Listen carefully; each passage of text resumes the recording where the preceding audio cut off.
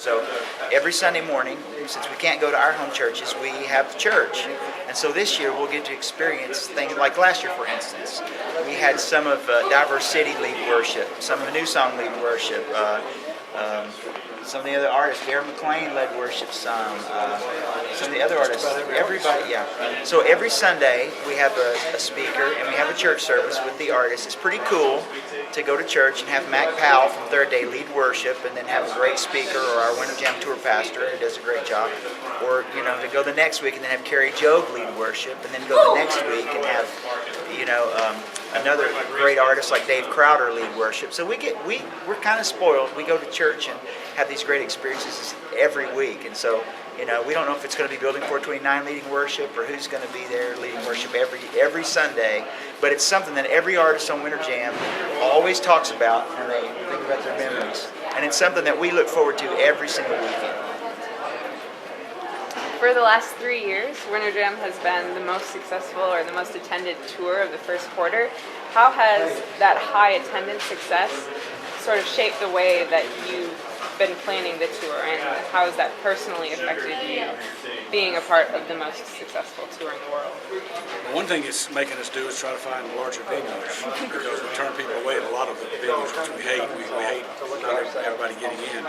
But we've, in a few cities this year, we're going to larger venues. And matter of fact, we're going to try out to do the Georgia Dome instead of the Phillips, which is like 80,000 people. We're hoping to get 30 or 35,000 in there. So that's always a good problem to have, but you really hate, and your heart just grieves you, because you got people that live come there a few hours early and can't get in.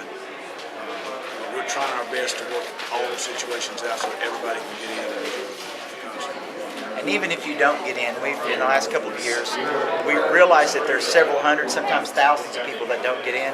So we set up a stage outside, and some of the artists will come out and do acoustic sets. I mean, last year Toby Mac came out, Jamie Grace came out. Different artists came out, Matthew West, and he even wrote a song about the people outside. He called them the Winter Jam Rejects. We don't feel that way.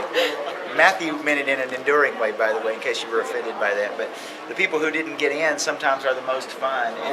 And so we try not to ignore that.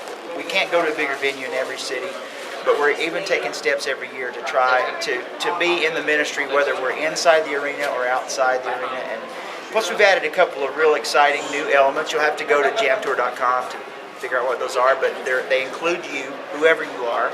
So you need to go check that out. But I was thinking, the word that came to mind when she asked that question was fear. Fearfully. We approach fearfully, because this thing is so much bigger than us and so much bigger than we could have ever dreamed or imagined. We know it's a God thing, and so we just want to be careful not to get in the way of what God is doing. We're just honored that He'd let us be a part of it. Are there any artists that you're bringing along for the first time that you're most excited to get to tour with and see perform every night?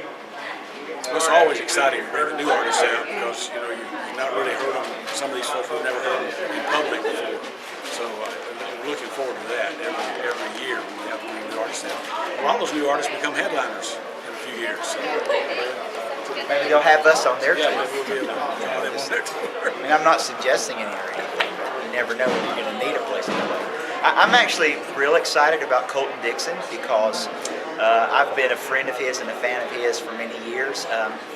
He's from my home church, and I remember him showing up to lead worship for our youth group when my son, who's now in seminary and in graduate school, when he was in the youth group, Colton Dixon and his friends would come and lead worship at our church, and they were a part of our church, and his family's still a part of our church. And so it's been exciting to be able to come around him and to support him and pray for him, and now to see him. A few years ago, Colton drove down to Chattanooga, Tennessee from Nashville, outside of Nashville where we live, and he came down just to hang out and to see Winter Jam.